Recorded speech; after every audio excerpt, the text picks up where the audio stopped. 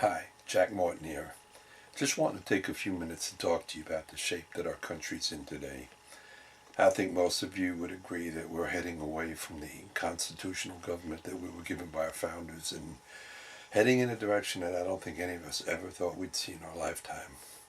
What we're doing in our nation is we're discouraging those that would go out and make a living, those that would be entrepreneurs, and we're creating a state mind where people live off the state. Today, if you look, you have almost 50% of the people that are somehow receiving government supplements. Now, I think anybody that cares about our nation, loves our nation, isn't against helping somebody. That's a very biblical, very Christian principle.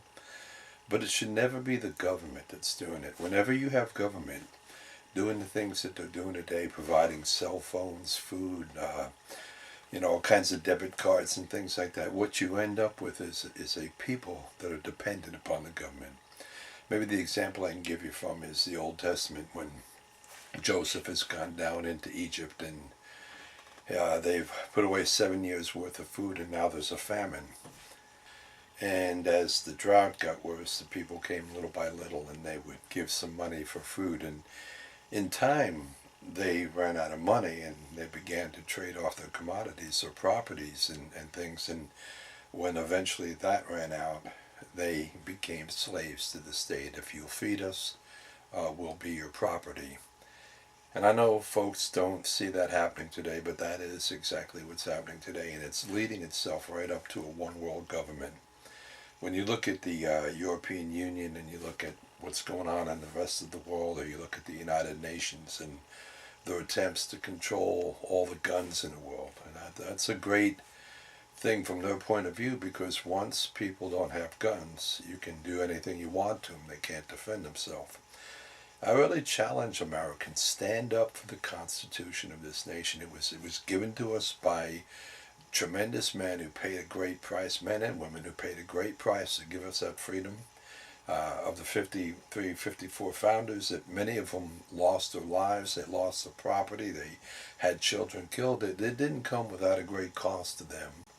When you hear statements like, give me liberty or give me death, or I only have regret that I have but one life that I can give for my country, these were things that were born out of the same type of government that we're seeing coming into place.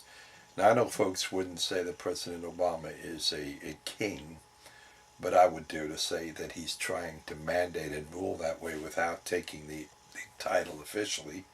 He's trying to overrule the Supreme Court. He's trying to override the House and the Senate and passing mandates that are illegal, violating our Constitution, probably in more ways than all of the presidents that preceded him together. He's run up a debt that we will probably never get out of. So I really want to challenge you today to think about what you're going to do if they take our government away.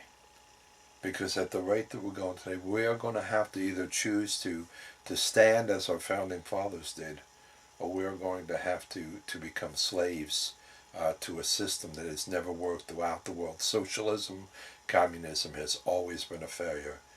So I just challenge you tonight to give that some thought, to be prayerful. As a Christian, it's not wrong to stand up for your beliefs. You can go through the Bible and find prophets like Elijah, who faced off against King Ahab and his wife Jezebel and rebuked them. You find Jeremiah, who constantly took on the government.